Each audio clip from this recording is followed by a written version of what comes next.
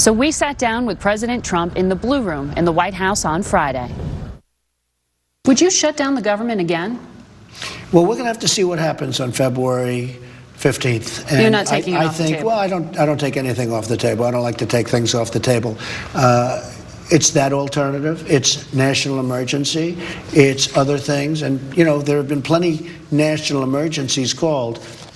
And this really is an invasion of our country by human traffickers. These are people that are horrible people, bringing in women mostly, but bringing in women and children into our country, human trafficking. And we're going to have a strong border. And the only way you have a strong border is you need a physical barrier, you need a wall. And anybody that says you don't, they're just playing games. You had quite the showdown with Speaker Pelosi. What did you learn about negotiating with her? Well, I think that she was very rigid, which I would expect, but I think she's very bad for our country. She knows that you need a barrier. She knows that we need border security. She wanted to win a political point. I happen to think it's very bad politics because basically she wants open borders.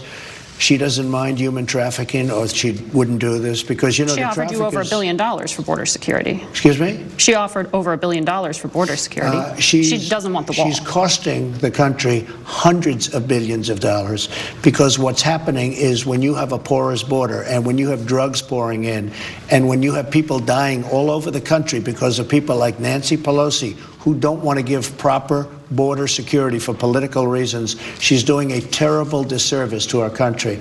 And on the 15th, we have now set the table beautifully because everybody knows what's going on because of the shutdown. People that didn't have any idea, they didn't have a clue as to what was happening, they now know exactly what's happening. They see human trafficking, they see drugs and gangs and criminals pouring in.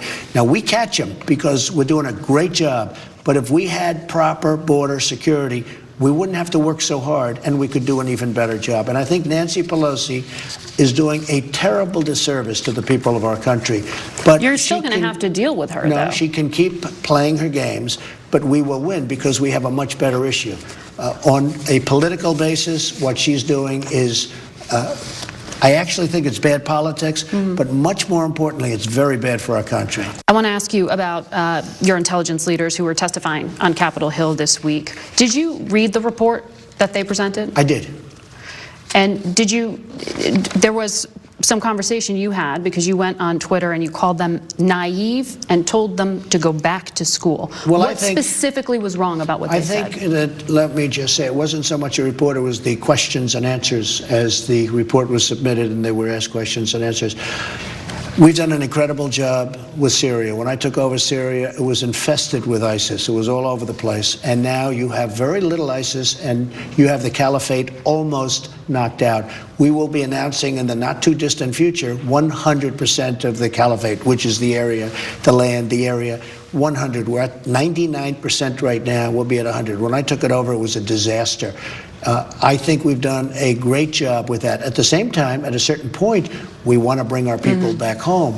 If you look at Afghanistan, we're going in very soon. We'll be going into our 19th year, spending $50 billion a year. Now, if you go back and look at any of my campaign speeches or rallies, I talked about it all the time. You did. You've been talking about this. Bring people home. But that's one of the questions here, is because you have these strongly held convictions, and people ask, well, why don't the facts influence those opinions if those facts change? And your director of national intelligence said ISIS still has strongholds in Iraq and Syria and will launch attacks from there. You're going to always have pockets of something.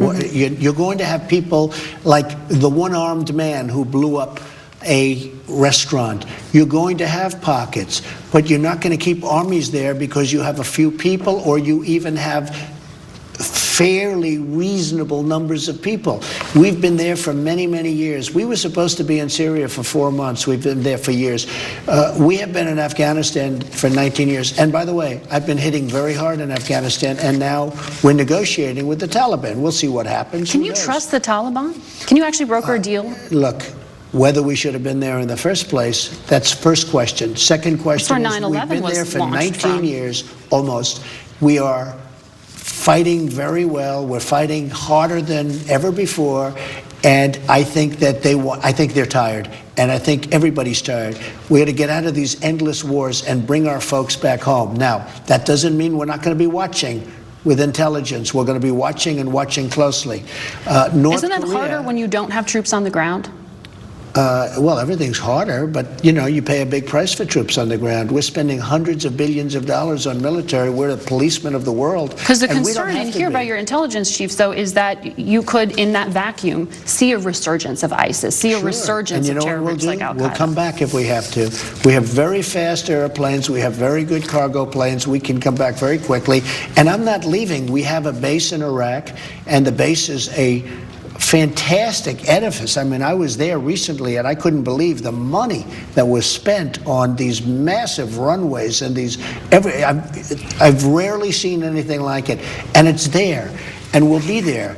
And frankly, we're hitting the caliphate from Iraq, and as we slowly withdraw from Syria. Now, the other thing. How many troops are still in Syria? When are they coming home? 2,000 troops. When are they coming home? They're starting to, as we gain the final remainder of the caliphate of the area, they'll be going to our base in Iraq, and ultimately some will be coming home. But we're going to be there. So that's a matter of months? We have to protect Israel. We have to protect other things that we have. But they'll be coming back in a matter of time. Look, we're protecting the world. We're spending more money than anybody's ever spent in history by a lot. We spent, over the last 5 years, close to $50 billion a year in Afghanistan. That's more than most countries spend for everything, including education, medical, and everything else. Is there a scenario where you would keep troops in Afghanistan, a smaller number? I mean, yes, and I'll leave intelligence there, real intelligence, by the way. I'll leave intelligence there, and if I see nests forming, I'll do something about it. But for us to be spending $51 billion like last year, or if you average the cost, you're talking about numbers that nobody's ever heard of before. The Senate Republicans voted, vast majority of them said that they don't support what you're doing, that what you're doing risks national intelligence by a precipitous withdrawal from Syria and Afghanistan. Doesn't that concern you? I ran against 17 Republicans. This was a big part of what I was saying, and I won very easily. I think the people out in the world, I think people in our country agree. We've been fighting for 19 years. Somebody said you're precipitously bringing to...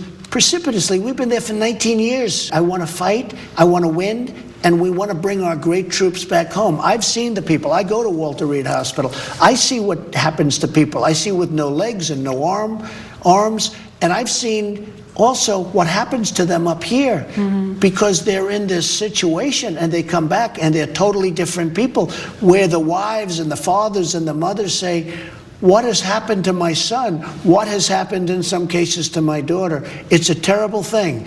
We've been there close to 19 years, and it's time. Now, we'll see what happens with the Taliban. They want peace. They're tired. Everybody's tired. We'd like to have, I don't like endless wars. This war, what we're doing is got to stop at some point. But you also campaigned saying that, President Obama made a big mistake by telegraphing his military moves. You're telegraphing your retreat. Anything. No. There's a difference. When President Obama pulled out of Iraq, in theory, we had Iraq. In other words, we had Iraq. We never had Syria because President Obama never wanted to violate the red line in the sand. So we never had Syria. I was the one that actually violated the red line when I hit Syria with 59 Tomahawk missiles, if you remember. But President Obama chose not to do that. When he chose not to do that, he showed tremendous weakness. But we didn't have Syria, whereas we had Iraq. So when he did what he did in Iraq, which was a mistake, being in Iraq was a mistake. Okay, being in Iraq, it was a big mistake to go. One of the greatest mistakes going into the Middle East that our country has ever made. One of the greatest mistakes that we've ever made. But you want to keep troops there now. When it was chosen, well, we spent a fortune on building this incredible base. We might as well keep it. And one of the reasons I want to keep it is because I want to be looking a little bit at Iran, because Iran is a real problem. Whoa, that's news. You're keeping troops in Iraq because you want to be able to strike in Iran? No, because I want to be able to watch Iran. All I want to do is be able to watch. We have an unbelievable and expensive military base built in Iraq. it's perfectly situated for looking at all over different parts of the troubled Middle East, rather than pulling up. And this is what a lot of people don't understand. We're going to keep watching, and we're going to keep seeing. And if there's trouble, if somebody's looking to do nuclear weapons or other things, we're going to know it before they do. So you're going to trust the intelligence that you receive? I am going to trust the intelligence that I'm putting there. But I will say this, my intelligence people, if they said, in fact, that Iran is a wonderful kindergarten, I disagree with them 100%. It is a vicious country that kills many people when you talk about torture and so many other things. And maybe they'll come back. The country is getting absolutely, when I ended the horrible Iran nuclear deal, it was a horrible deal done by President Obama and John Kerry that didn't know what the hell he was doing. When I ended that deal, Margaret, all of a sudden, Iran became a different country. They became very rapidly. Right now, they're a country that's in big financial trouble. Let's see what happens. I want to move on here, but I should say your intel chiefs do say Iran's abiding by that nuclear deal. I know you think it's a bad deal. I disagree with them. By the way, you disagree with that assessment. I have intel people. That doesn't mean I have to agree. President Bush had intel people that said Saddam Hussein in Iraq had nuclear weapons, had all sorts of weapons of mass destruction. Guess what? Those intel people didn't know what the hell they were doing. And they got us tied up in a war that we should have never been in. And we've spent $7 trillion in the Middle East. And we've lost lives. Do you trust your national security advisor, John Bolton, because he worked in the Bush administration? I do, and I respect John. And John is not one of the people that happen to be testifying or on. Got it. And you know what? I tell people, you can testify any way you want. I'm not going to stop them from testifying. They said they were mischaracterized. Maybe they were, maybe they weren't. I don't really know. But I can tell you this. I want them to have their own opinion, and I want them to give me their opinion. But when I look at Iran as a nation that has caused tremendous problem. Yeah. When I came in as President of the United States, my first year, I went to the Pentagon 2 weeks after I came in, a short time after, and I was given a little, because I wanted to know what's going on with Iran. We were in many, many locations in the Middle East in huge difficulty. Every single one of them was caused by the #1 terrorist nation in the world, which is Iran. So when my intelligence people tell me how wonderful Iran is, if you don't mind, I'm going to just go by my own counsel. You've had a lot of change up in your administration recently, too. Are you satisfied with the cabinet and the staff you have now? So we have a great cabinet. I have great people. I think now we have a really great cabinet. I think Bill Barr will be a fantastic Attorney General. And I think that we have, Mike Pompeo's been doing a fantastic job. He's not leaving? No, I don't. I mean, he tells me he wouldn't want to leave. I think that Because McConnell was talking to him about running for the Senate. Oh, he said that McConnell had spoken to him about running for the Senate. Well, he may have spoken to him, but I think he loves being Secretary of State. He's doing a fantastic job. And I asked him the question the other day, says he's absolutely not leaving. I don't think he'd do that. And he doesn't want to be lame duck. And he's doing a fantastic job as our Secretary of State. Great energy and a great smart gentleman. Because you have an acting AG until you get Barr confirmed. Yes. You got an acting Defense Secretary, an acting Chief of Staff, an acting Interior Secretary. It's easier to make moves when they're acting. So you are going to shake up? Some, and some not. Some are doing a fantastic job. Really, I like acting because I can move so quickly. Gives me more flexibility. But actually, some of the names you mentioned, they're doing a fantastic job. How do you know when to fire someone? When it's not happening. When what do you mean? It doesn't get done. Like with General Mattis, I wasn't happy with his services. I told him, give me a letter. He resigned. He resigned because I asked him to resign. He resigned because I was very nice to him. But I gave him big budgets, and he didn't do well in Afghanistan. I was not happy with the job he was doing in Afghanistan.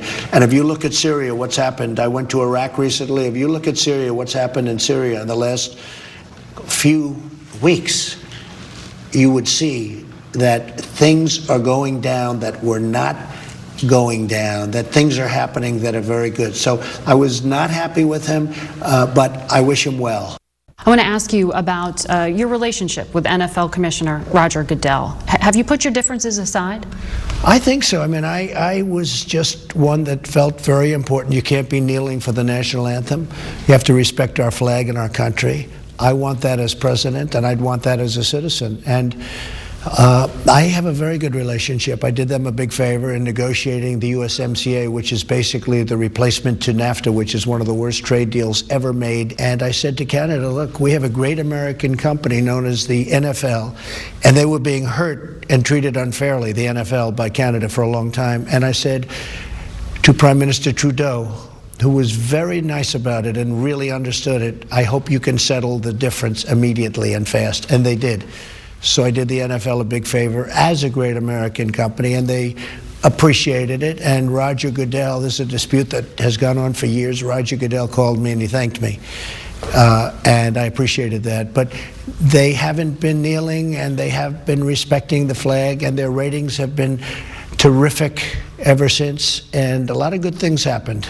Talking about the kneeling position you've taken and the controversy around it, do you think that the players who did kneel had a point? I mean, are you sensitive at all to players like Colin Kaepernick who point out that the majority of victims of police violence are black? Well, you know, I'm the one that had passed judicial reform. And if you look at what I did, criminal judicial reform and what I've done, President Obama tried, they all tried, everybody wanted to do it, and I got it done. And I've been, you know, really, a lot of people in the NFL have been calling and thanking me for it. Really? They have been calling and thanking. You know that people have been trying to get that taken care of, and it's now signed into law and affects tremendous numbers of people and very good people. I think that when you want to protest, I think that's great, but I don't think you do it at the sake of our flag, at the sake of our national anthem. Absolutely. But you are, do I understand you saying there, though, that you still are sensitive, though? I mean, you understand the motivation for the protest, though you don't like the form of it. A lot of it is having to do with reform, from what I understand, whether it's criminal justice or whatever it may be. And they have different versions, and everybody seemed to have a different version of it. But a lot of it had to do with that, and I took care of that. I think that people have to, at all times, respect our flag, and at all times respect our national anthem and our country.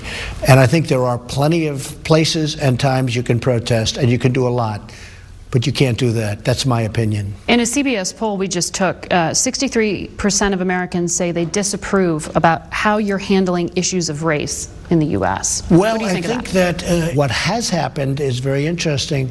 The economy is so good right now. You saw the jobs report just came out, 304,000 added jobs, which is a shocker for the month, a shocker to a lot of people. They thought it was going to be half that number. The African Americans have the best employment numbers in the history of our country. Hispanic Americans have the best employment numbers in the history of our country. Asian Americans, the best in the history of our country. You look at women, the best in 61 years. And our employment numbers are phenomenal, the best in over 50 years. So I think I've been given a lot of credit for that. And in terms of race, a lot of people are saying, well, this is something very special, what's happening. So, because when colleagues of yours, even like Republican Senator Tim Scott, he said, Donald Trump is not racist, but he said you're racially insensitive. Well, I have a great relationship with Tim, and certainly with his state, South Carolina, and where we do very well. And I think if you look at the numbers for African American unemployment, best numbers they've had, literally the best numbers they've had in history. And I think they like me a lot, and I like them a lot. Would you let your son Barron play football? It's a very tough question. It's a very good question. If he wanted to, yes. Would I steer him that way? No, I wouldn't. Why? I wouldn't. And he actually plays a lot of soccer. He's liking soccer. And a lot of people, including me, thought soccer would probably never make it in this country, but it really is moving forward rapidly. I just don't like the reports that I see coming out having to do with football. I mean, it's a dangerous sport. And I think it's It's really tough. I thought the equipment would get better, and it has. The helmets have gotten far better, but it hasn't solved the problem. So, I hate to say it because I love to watch football. I think the NFL is a great product.